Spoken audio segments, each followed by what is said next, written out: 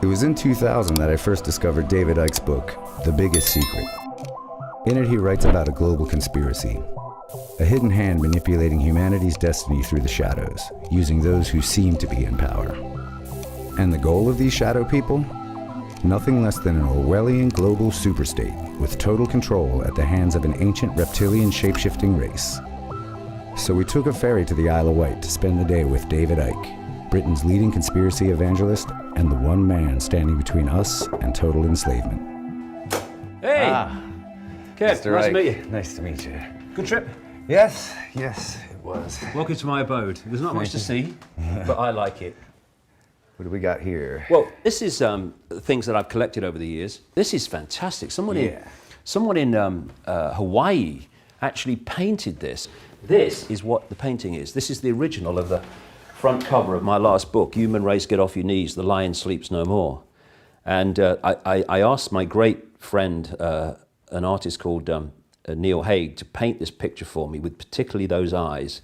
And that's humanity saying, no more, enough. No more little me, we're not having it anymore. In 1991, David Icke didn't believe in secret shape-shifting lizard fascists. He was a television celebrity. After arthritis had ended a promising career in football, he'd become a broadcaster. But that all ended in one remarkable appearance on The Terry Wogan Show. David Icke. In a turquoise tracksuit, he'd announced that he was the son of God, and the world would be ending that year. It didn't, and Icke seemed destined to disappear beneath a typhoon of public laughter. So it's quite funny, really. You know, 2,000 years ago, had a guy called Jesus sat here and said these same things, you would still be laughing. It's really, really funny that we've not really moved on that much. They're laughing at you. They're not laughing with you. Fine. But Icke wouldn't disappear. He began to write. And over a series of increasingly successful books, he began to outline his philosophy. Humankind was not in charge of its destiny. It was the unwitting prisoner of a race of shape-shifting lizards who occupied the roles in the highest echelons of society. From presidents to royal families, all trusted public figures were secretly part of a reptilian, Satanist pedophile group who had been on this planet for centuries. People began to take notice of Icke, and today he spends most of his year preaching to amphitheaters full of fans. He's still making startling revelations, and recently he declared the moon to be a hollowed-out planetoid space station from which our minds are controlled. The lizard's very own Death Star.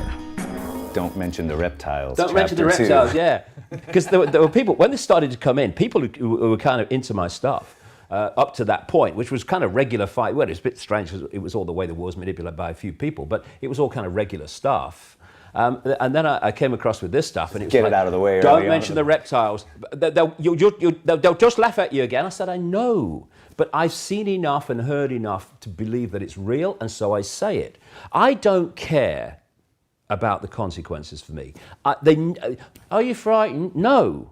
I'm not. I don't care, because the consequences for the world and my children and my grandchildren and everyone else's of humans not intervening in this process that's going on now ever more quickly, are that we are condemning our children and grandchildren, indeed ourselves. It's that close to a world that George Orwell so massively understated.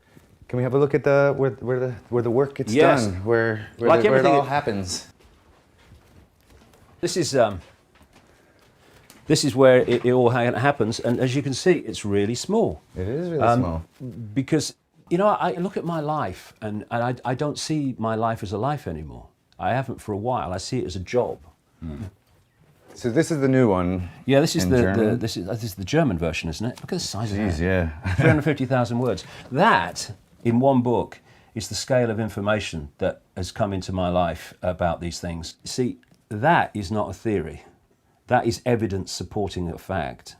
What was like the first book that really struck you? Because I know there was a couple for me, but you're familiar with Robert Anton Wilson? And Yeah. I just liked it because it was funny and it tied a lot of points of interest together, and he sort of pointed me in different directions. Even though he wasn't really a conspiracy theorist trying to say anything, he put things together I never saw. You know, Right. he'd connect dots that had never occurred to me, which turned me to like Holy Blood, Holy Grail, and some of these other things. That you've just hit the nail right on the head of my work and what you need to do to understand what's going on. Connect the dots.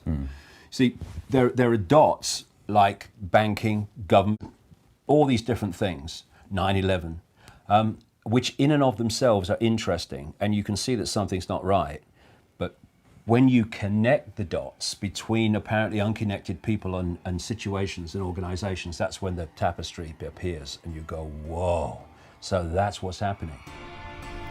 David had told us that his first moment of enlightenment had occurred when a voice entered his head while shopping with his son on the seafront.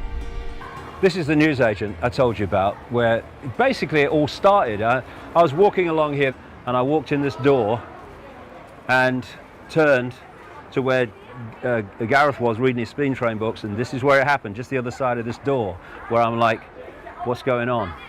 Go and look at the books on the far side. What? And that's where it started, 1990, March 1990. And I never thought it was going to lead where it has, but it has. Yeah. Well, it's a great beginning. Platform fun.